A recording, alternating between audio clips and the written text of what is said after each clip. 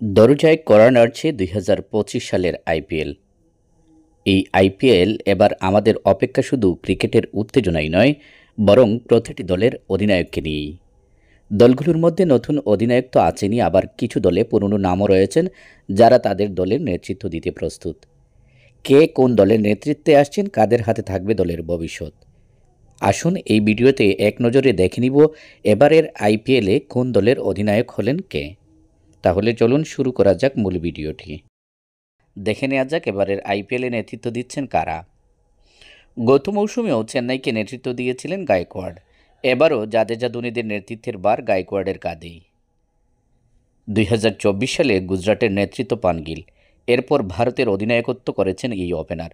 বর্তমানে ওয়ানডে দলের সহ অধিনায়ক গিল, তাই তাকে ঘিরে লম্বা সময়ের পরিকল্পনা করছে গুজরাট।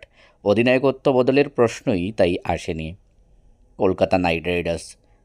আজিঙ্কা রাহানে দল পেয়েছিলেন আইপিএলের নিলামের দ্বিতীয় দিনে। তাকে বৃত্তিমূল্য ১,৫০,০০,০০০ রুপিতে দলে নেই কলকাতা। তখন ভাবা হচ্ছিল বিকল্প হিসেবেই রাহানেকে কিনে রাখছে কলকাতা। তবেই শেষ পর্যন্ত সেই রাহানেই হলেন কলকাতার অধিনায়ক। অভিজ্ঞতা কাজে লাগাতেই রাহানেকে অধিনায়ক হিসেবে বেছে নিয়েছে কলকাতা। Lucknow super giants. গত কয়েক মৌসুম ধরে দিল্লিকে নেতৃত্ব দেওয়া ঋষভ পন্থ এবার লখনৌর অধিনায়ক। ব্যাটসম্যানের পাশাপাশি অধিনায়ক হিসেবেও লখনৌ পন্থকে বিবেচনা করেছে।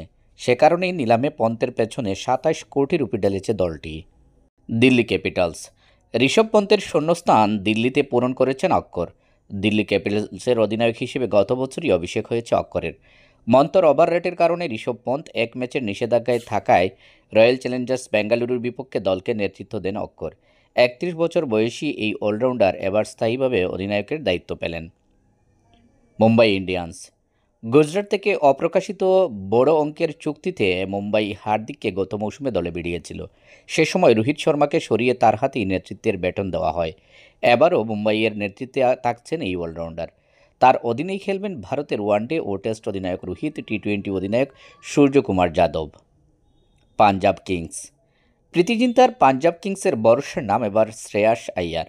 গত মৌসুমে অধিনায়ক হিসেবে কলকাতাকে চ্যাম্পিয়ন করা আইয়ার এবার পাঞ্জাবকে নেতৃত্ব দেবেন। ২৬,৭৫,০০,০০০ রুপিতে তাকে দলে নিয়েছে পাঞ্জাব। রাজস্থান রয়্যালস। ২০২১ সাল থেকেই রাজস্থানের অধিনায়ক সঞ্জু স্যামসন। ২০১৩ থেকে ২০১৫ সালে প্রথম দফায়, এরপর ২০১৮ সাল থেকে ২ দফায় রাজস্থানে খেলেছেন সঞ্জু। Royal Challengers Bengaluru. এবারের আইপিএলের বড় চমক রজত পাতিদারের অধিনায়ক হওয়া।